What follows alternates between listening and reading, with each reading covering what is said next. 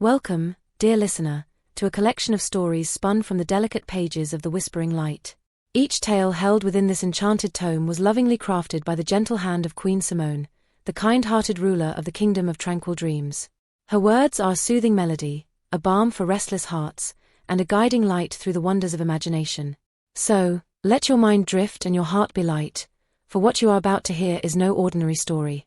It is a gift, passed down through the ages, meant to bring joy, laughter, and a touch of magic to all who listen. This tale is called The Race for the Moonstone Crown. Once upon a time, in a land where castles floated among the clouds and forests whispered secrets only the brave dared to hear, there lived a brother and sister bound by destiny and a quest that would change their world forever. Elara and Jackson Dawnspire had grown up in the idyllic village of Wistervale, nestled along the border of the mystical Felurian forest. The village was a haven of peace, known for its blooming wildflowers and the tranquil hum of nature that surrounded it. But for all its charm and beauty, Wistervale was not immune to the darkness that sometimes crept through the shadows of the ancient woods. It started with whispers, hushed rumors of a growing menace lurking at the edge of the kingdom. The Goblin King, a twisted creature shrouded in malevolent energy, had risen from his long slumber in the Gravenwood fortress. His army of goblins, once scattered and weak, had been gathering strength, threatening to overrun the villages and seize control of Feloria. At the heart of his scheme was a singular, terrifying goal: to find and wield the legendary Moonstone crown. The crown, forged in an age lost to memory, was said to hold the power to command the very essence of magic. Whoever controlled it could reshape reality itself. For centuries, the crown's location had been hidden, safeguarded by powerful wards and the protection of an ancient spirit. But now, the wards were failing, and the spirit's strength was waning. When the Goblin King's minions invaded Wistervale one fateful night, terror swept through the village. The goblins were savage and relentless, their snarls echoing through the narrow streets. They tore through homes and searched every corner with brutal efficiency, looking for something, or someone. The villagers, unprepared for such an attack, scrambled to defend themselves, but it was futile. Elara and Jackson, now 20 and 17 years old respectively, had barely managed to escape, hiding in the woods at the edge of town. From their hiding spot, they watched in horror as the goblins rampaged through their home, ransacking everything in sight. The siblings' hearts pounded in unison, fear clenching their chests. "We can't just sit here," Jackson whispered fiercely, his grip tightening on the hilt of his sword. "We have to do something." "Like what?" Elara hissed back, clutching her staff close. She could feel the magic thrumming beneath her skin, responding to her panic. "There are too many of them. We'll get ourselves killed." But Jackson's gaze remained fixed on the village, his jaw set. "They're looking for something. If we can figure out what, maybe we can stop them." Before Elara could argue further, a bone-chilling howl rent the air, a sound that seemed to vibrate with unnatural fury. A goblin, its hunched form wreathed in shadow, stepped into the center of the village square.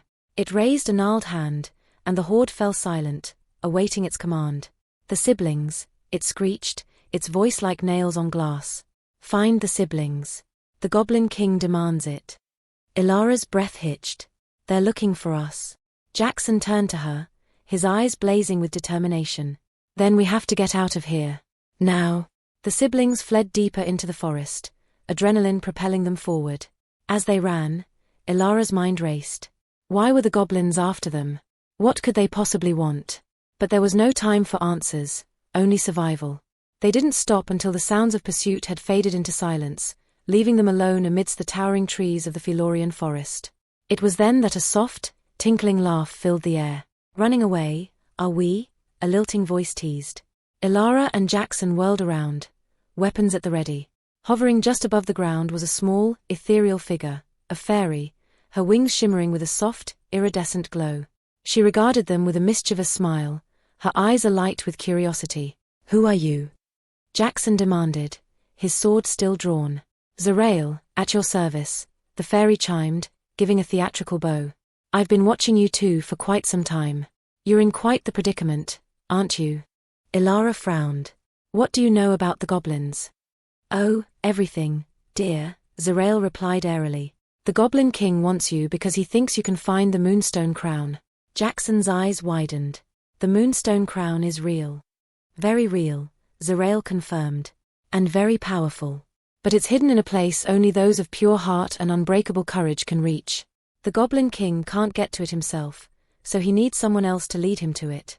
That's where you come in. Why us? Elara asked, bewildered.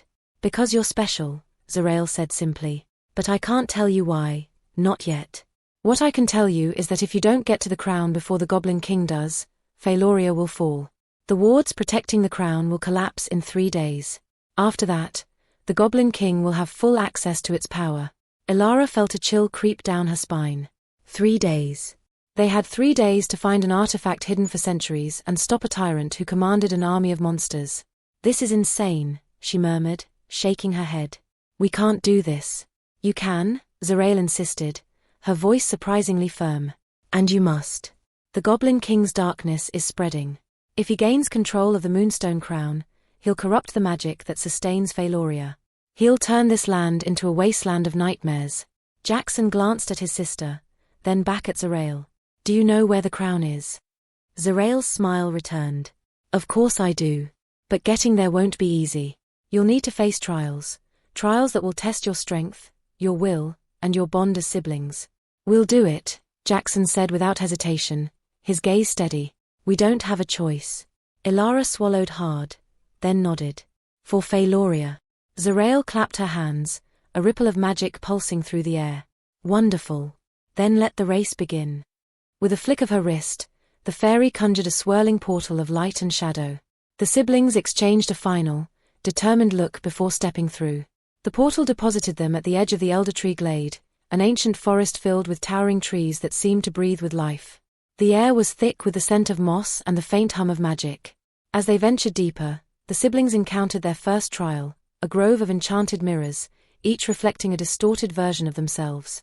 To proceed, they had to confront the fears and insecurities these reflections revealed. Elara saw herself as a failure, magic spiraling out of control. Jackson faced his fear of abandonment, images of being left alone in a dark, endless void. But with each other's support, they overcame the illusions, shattering the mirrors and breaking the spell that bound the grove. Their next trial took them to the Silver River, a place where time flowed like water. There, they were confronted by a spectral figure, the Guardian of Time, who forced them to relive their past mistakes. Elara saw the day she lost control of her magic, injuring a friend. Jackson relived the moment he failed to protect Elara during a goblin ambush. Only by forgiving yourselves can you move forward, the Guardian intoned. The siblings stood silently, the weight of their regrets pressing down on them like a heavy shroud. The air around them seemed to ripple with the tension of unspoken fears, and Elara's hands trembled as she faced the Guardian of Time. The figure's presence was overwhelming. Its eyes, hollow and ancient, seemed to peer into their very souls. Jackson. Elara's voice wavered. I'm sorry for everything. For being a burden. For all the times I've failed. No. Jackson interrupted, his tone fierce. You're not a burden, Elara. You're my sister. My best friend. I've never blamed you, not once. Tears welled in Elara's eyes, shimmering with a soft blue glow as her magic seeped into her emotions. But if I'd been stronger, if I'd been more careful. We all make mistakes, Jackson said quietly. He stepped forward, placing a hand on her shoulder. But that's what makes us human. We can't change the past, Elara. All we can do is learn and move forward. Together.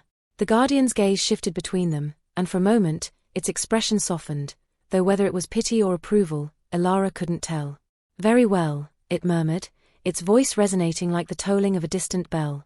You have faced your fears and acknowledged your faults. You are free to pass. The spectral figure raised a ghostly hand, and the waters of the Silver River parted, revealing a narrow path lined with shimmering pebbles. The siblings shared a look of relief and gratitude before stepping forward. Their journey continued through the ruins of Shadow's Vale, a desolate place where the echoes of ancient battles lingered like a haunting melody. It was here, amidst the crumbling stone pillars and twisted brambles, that they encountered the third trial, a field of enchanted swords, each blade floating upright, its edge gleaming with a deadly light. These are the swords of the fallen, Zerael explained, her voice uncharacteristically somber. Each one represents a warrior who perished in battle, their souls bound to these weapons by an old curse. If you touch a sword, the spirit will challenge you. Defeat it, and the sword will lead you to the next step. Fail, and you'll be trapped in this place forever. Jackson's gaze swept across the field of swords, unease flickering in his eyes. What kind of challenge are we talking about? Each spirit will test something different, Zerael said cryptically. Strength, wit, willpower, whatever it deems necessary. But be warned, these spirits will not hold back. Taking a deep breath, Jackson squared his shoulders. Let's do this. With careful steps, the siblings approached the nearest sword, a slender blade with runes etched along its surface. As Jackson's hand hovered over the hilt, the runes flared to life, casting a brilliant light across the ruins. In an instant, the air shimmered, and a ghostly figure emerged, a knight clad in spectral armor, his eyes burning with an otherworldly fire. He raised his sword in a salute, his voice echoing through the silence. Who dares disturb the rest of Sir Edron, the unyielding? Jackson met the knight's gaze unflinchingly. I am Jackson Dawnspire, and this is my sister, Elara. We seek the Moonstone crown to save our kingdom. The Moonstone crown. Sir Edron's expression hardened. Many have sought it, but few have proven themselves worthy. To claim it, you must first prove yourself to me. Before Jackson could respond, the knight lunged, his sword flashing like a streak of lightning. Jackson barely managed to parry the blow, his arms straining under the force of the impact. The clash that followed was fierce and unrelenting. Sir Edron's strikes were swift and precise, each one carrying the weight of centuries of experience. Jackson struggled to keep up, his own blade ablur as he fought desperately to hold his ground. Elara, stay back, he shouted, sweat pouring down his brow. But Elara refused to remain idle. Channeling her magic, she sent a pulse of energy through the ground, disrupting Sir Edron's footing and giving Jackson a brief opening. The knight staggered, and Jackson seized the opportunity, driving his sword forward in a powerful thrust.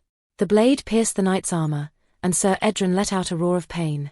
For a moment, the knight's form wavered, then shattered into a burst of light.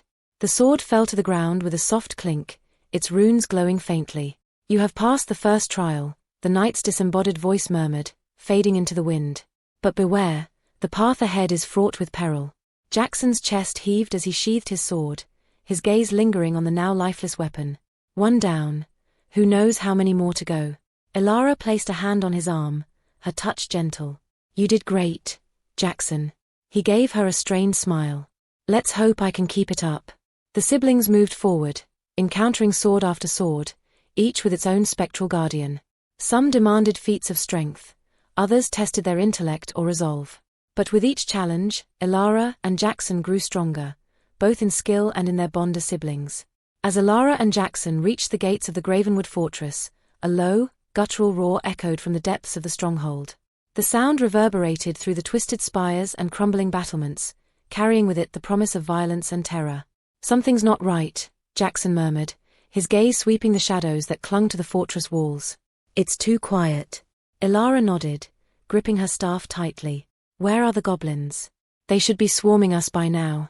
A faint chuckle drifted through the air, and Zerael materialized beside them, her wings shimmering in the gloom. Oh, they're here, she said with a smirk. The Goblin King has gathered every last one of his minions for a grand welcoming party. And guess what? You're the guests of honor. Even as she spoke, the shadows around them seemed to ripple and shift. Dozens of goblins emerged from the darkness, their eyes glowing with malice and their weapons glinting menacingly. They formed a loose circle around the siblings, snarling and chittering in a language neither Elara nor Jackson could understand. Jackson's grip tightened on his sword. Here we go. With a fierce battle cry, the first wave of goblins lunged at them, brandishing rusted blades and jagged spears. Elara raised her staff, sending a pulse of energy rippling outward. The nearest goblins were thrown back, shrieking as the magic seared their flesh. But more came, clambering over each other in their eagerness to tear the siblings apart. Stay close. Elara shouted, her voice strained as she conjured a barrier of shimmering light around them. We can't let them separate us. Jackson nodded, his sword slashing through goblin after goblin with brutal efficiency. Despite his exhaustion, his movements were swift and precise, a testament to the countless hours they had spent training together. The goblins hissed and recoiled, but they didn't retreat. More poured in from every direction, their numbers seemingly endless. The siblings fought back to back, their bond as brother and sister their greatest strength.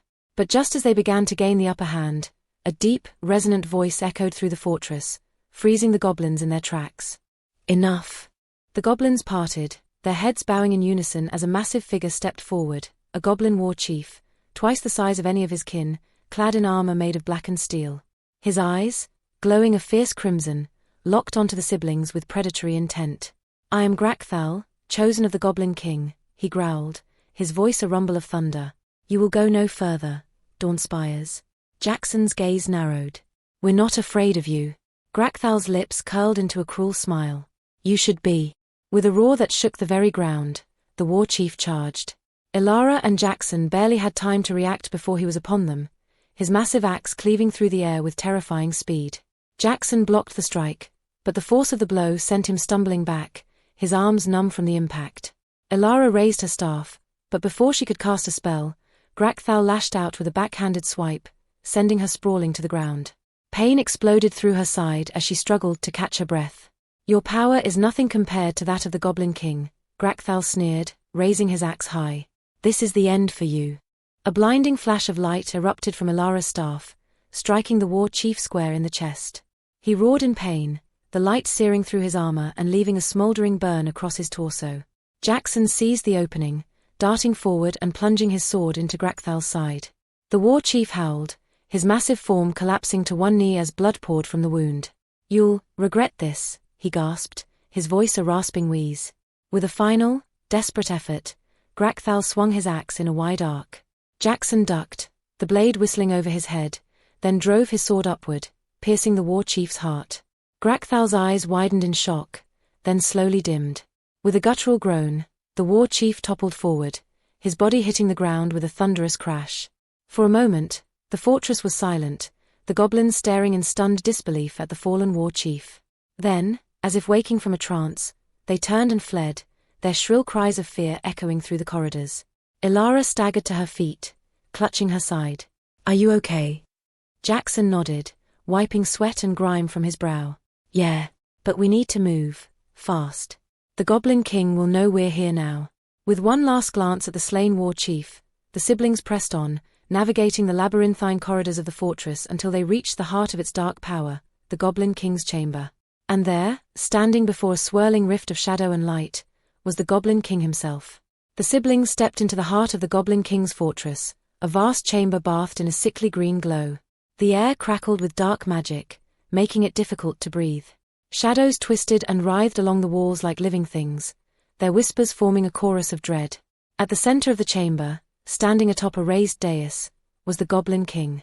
His form, hulking and twisted, loomed over them like a dark god. But it wasn't his presence alone that sent chills down their spines, it was the swirling vortex of energy behind him. The portal shimmered with a chaotic blend of colors, casting flickering light across the chamber. Through its murky depths, the faint image of the Moonstone crown could be seen, floating in a realm of ethereal mist. "It looks like the Goblin King has conjured a portal to the crown's location," Zorail whispered, her voice tense. "He's trying to bypass the wards that guard it. If he succeeds, the crown will be his."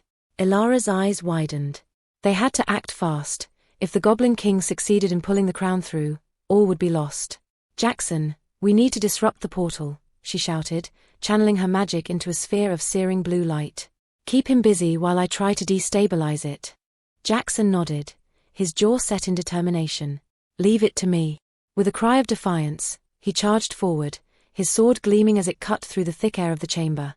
The Goblin King's eyes blazed with fury, and he swung his scepter downward, unleashing a torrent of dark energy. Jackson barely managed to dodge, the blast of magic grazing his arm and sending a wave of pain shooting through his body.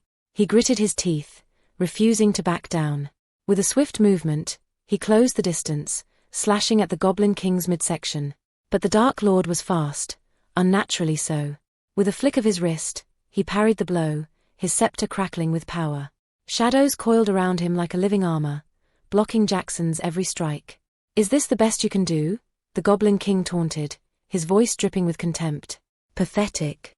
Jackson's muscles screamed in protest as he launched another flurry of attacks, each one faster and more precise than the last. But no matter how hard he fought, the Goblin King seemed untouchable, his form shifting and blurring like a nightmare made flesh. "Enough," the Goblin King roared, thrusting his scepter forward. A wave of dark magic erupted from the scepter's tip, slamming into Jackson and sending him flying across the chamber. He crashed into the far wall with bone-jarring force, his sword clattering to the ground. "Jackson!" Ilara cried, panic flooding her voice. The Goblin King turned his gaze to her, his eyes narrowing. "And now, little sorceress, you will join your brother in despair." Ilara's heart pounded as she focused on the portal, her magic flaring in response to her fear. She could feel the dark energy emanating from the rift, twisting and writhing like a living thing. But she couldn't let it overwhelm her. She had to stay calm, had to find a way to sever the connection between the portal and the crown. Taking a deep breath, she raised her staff high, drawing on every ounce of power she possessed. The air around her shimmered with light, and a beam of pure energy shot from her staff, striking the portal dead center. The portal shuddered, its edges flickering as if caught in a storm. But the Goblin King snarled, his form swelling with dark power. "You dare tamper with my magic," he bellowed, his voice shaking the chamber. "I will rip you apart, piece by piece." With a sweeping motion of his scepter, he sent a wave of darkness crashing toward Ilara. She barely had time to react, conjuring a barrier of light to shield herself. The force of the impact sent cracked spiderwebbing across the barrier, and Ilara gasped as the strain threatened to tear her apart. But she held on, refusing to give in. Come on," she whispered, her voice a desperate plea. The portal trembled, its glow fluctuating wildly. If she could just keep it up a little longer. "Enough," the Goblin King roared. His scepter flared, and the barrier shattered. Ilara was thrown backward, pain lancing through her body as she hit the ground hard. Her vision blurred, and she struggled to breathe. "No," she gasped, her fingers scrabbling for her staff. But before she could reach it, the Goblin King loomed over her, his crimson eyes glowing with malevolent triumph. "This is where it ends, little sorceress," he hissed, raising his scepter high. "Say goodbye." A flash of steel, and the Goblin King froze. His eyes widened in shock as a blade, Jackson's blade, pierced through his chest from behind. "You?" the Goblin King snarled, twisting to glare at Jackson, who stood behind him, his face a mask of grim determination. Jackson gritted his teeth, his muscles straining as he twisted the blade deeper. "You talk too much." With a furious snarl, the Goblin King lashed out, his scepter crackling with energy. Jackson cried out as the blast struck him, sending him sprawling to the ground. But his strike had done its job. The Goblin King staggered, dark energy spilling from the wound in his chest. Ilara seized the moment, raising her hand and sending a pulse of magic directly into the scepter. The scepter exploded in a shower of sparks, and the portal wavered, its edges collapsing in on themselves. "No," the Goblin King screamed, his voice filled with raw desperation. He reached for the portal, but it was too late. With a final, shuddering gasp, the rift closed, sealing away the Moonstone crown. The Goblin King let out a howl of rage, his form writhing as the dark energy began to consume him. "Impossible. I was supposed to." His words dissolved into a guttural scream as his body was torn apart by the very power he sought to control. With one last, agonized cry, the Goblin King shattered into 1,000 shards of darkness, each one disintegrating into nothingness. Ilara lay on the ground, panting and trembling, as the silence of the chamber settled around them. It was over. Ilara's chest heaved as she struggled to push herself up from the cold stone floor. Her body ached from the strain of wielding so much magic, and her vision swam with exhaustion. But as she looked around the chamber, seeing only the smoldering remains of the Goblin King's essence, a wave of relief washed over her. It's over," she whispered, the words feeling foreign on her lips. "Yeah, but I think he got a few good hits in," Jackson's voice came from the shadows. Ilara turned, her heart leaping as she saw her brother leaning against the wall, his face bruised and his breathing ragged. But he was alive. That was all that mattered. "Jackson," she cried, scrambling to her feet and rushing over to him. She knelt by his side, her hands hovering over his injuries, unsure where to start. He managed a lopsided grin, though it was tinged with pain. "I'm okay, Ilara. Just need a minute to catch my breath." Ilara let out a shaky laugh, tears blurring her vision. "You idiot. You nearly got yourself killed." "Had to buy you time," Jackson replied, his tone light despite the gravity of their ordeal. "Besides, you're the one who saved the day." "Again?" Ilara shook her head, a small smile tugging at her lips. "We did it together. Just like always." Before Jackson could respond, a soft glow filled the chamber, and Zarael reappeared, her wings shimmering with a gentle radiance. Well, she said, her tone a mix of admiration and amusement. "I knew you two had it in you. Color me impressed." Ilara arched an eyebrow. You disappeared at a pretty convenient time, didn't you? Zarael shrugged, an impish grin on her face. What can I say?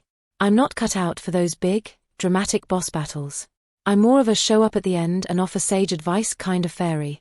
Jackson let out a weak chuckle, wincing as he shifted. Yeah, well, thanks for sticking around. Zarael's expression softened. You two did more than I ever could. The Goblin King's darkness is gone, and Faloria is safe, for now. Elara frowned, glancing at the spot where the portal had been. But the Moonstone crown, it's still out there, isn't it? Unclaimed. Yes, Zarael admitted, her gaze thoughtful. The crown remains hidden in its sanctuary, protected by the wards. The Goblin King nearly broke through, but you stopped him just in time. She flitted closer, her wings casting a soft glow on the siblings' weary faces. The wards were failing, an hour, maybe less, and the crown would have been within the Goblin King's grasp. But when you destroyed his scepter and his essence was absorbed back into the magical matrix of Faloria, the crown's protections were renewed. The wards are stronger now, bolstered by the dark energy you siphoned away. So, we bought Faloria more time? Jackson asked, his voice a mixture of relief and disbelief. Zarael nodded, her smile gentle. More than that. You've ensured that the crown will remain hidden until the true heir of Faloria is ready to claim it. The Goblin King won't threaten this land again. Elara and Jackson exchanged a look, uncertainty flickering in their eyes. So, what now? Elara asked quietly. Now? Zarael smiled, her wings fluttering gently. Now, you go home, get some rest, and then, I don't know, maybe finally take a long vacation and let someone else save the world for once. The siblings laughed softly, the tension of their ordeal melting away in the face of Zarael's humor. Elara took a deep breath, then turned to Jackson, ready to go home. He grinned, exhaustion and relief mingling in his eyes. Home sounds perfect. It was a long journey back to Wistervale. The path wound through the ancient woods and misty glades they had crossed before, but everything felt different now, lighter, somehow, as if the world itself had been freed from a great weight. When they finally stepped out of the Felorian forest and into the familiar fields of their village, a hush fell over them. It felt like a lifetime had passed since they'd last stood on this soil. As they approached the village gates, the first rays of the morning sun peeked over the horizon, casting long shadows across the cobblestone streets. The village looked almost unchanged, save for the curious faces peeking out from behind curtains and doorways. Elara? Jackson? A voice rang out from the crowd, and a familiar figure pushed through, a middle-aged man with kind eyes and graying hair. It was their uncle, Roland, his expression a mix of shock and relief. You're back. Thank the stars, you're back. He enveloped them in a fierce hug, his voice breaking with emotion. We thought we'd lost you. Elara hugged him back, her throat tight with unspoken words. We're okay, Uncle Roland. It's over. The Goblin King is gone. A murmur rippled through the gathered villagers, disbelief giving way to cautious hope. Slowly, people began to emerge from their homes, their eyes wide with awe as they took in the sight of the battered, but victorious siblings. You did it, a woman whispered, her voice trembling. You really defeated him. Jackson nodded, offering a weary smile. Yeah, but it wasn't just us. It was all of you, everyone who kept fighting, who didn't give up. Faloria is safe because of that. The villagers' expression softened, and a wave of quiet pride spread through the crowd. Elara felt a swell of warmth in her chest, the pain and exhaustion fading in the face of the love and gratitude surrounding them. Welcome home, Dawn Spires, Roland said softly, his eyes shining with unshed tears. Welcome home. That evening, as the village celebrated their return, Elara and Jackson found themselves standing on the edge of the Felorian forest, watching the stars twinkle overhead. Think we'll ever see the crown again? Jackson asked quietly, his gaze distant. Elara shrugged, her lips curving into a small smile. Maybe. Maybe not. But you know what? I'm okay with that. Jackson glanced at her, his brow furrowing. Yeah? Yeah, she said softly. The crown isn't what matters. It's what we've done, what we'll keep doing, that really counts. Jackson's expression softened, and he nodded. Yeah, I guess you're right. They stood in silence for a while, the cool night air whispering through the trees. Then, with a soft laugh, Elara nudged him gently. Come on. Let's go enjoy the party. I think we've earned it. Jackson grinned, looping his arm through hers. "You're right, sis. We have." And as they turned to rejoin the celebration, a faint, tinkling laugh echoed through the forest, the sound of a fairy's laughter, carrying on the wind like a forgotten song. Zarael's presence was a mere glimmer of light amidst the shadows, watching over the siblings as they walked away, their hearts light and their bond unbreakable. "Until next time, dawn spires," Zarael whispered, her voice a gentle breeze rustling through the leaves. "May your courage and light guide you always." The fairy's wings fluttered softly, and she vanished into the night, leaving behind only a faint trail of stardust that sparkled in the moonlight. The Dawnspire siblings had completed their quest, but their story was far from over. For as long as courage and hope endured, the light of Faloria would continue to shine, strong and bright, a beacon against the darkness. And somewhere, deep within the hidden sanctuary of the Moonstone crown, the wards pulsed softly, waiting for the day when the true heir of Faloria would come to claim it. Until then, the crown remained as it always had, an eternal symbol of hope, courage, and the unbreakable bonds of family. Thank you for listening to this tale from the Whispering Light. I hope it brought a smile to your heart and a bit of wonder to your day. If you enjoyed the story and would like to journey with us through more enchanting adventures, please consider subscribing, clicking the bell icon for notifications, and hitting the like button. That way, you'll never miss a new chapter from Queen Simone's cherished collection. And if this story touched you, I invite you to leave a comment or share it with someone who could use a little more joy and magic in their life. Until next time, may your dreams be filled with light and laughter.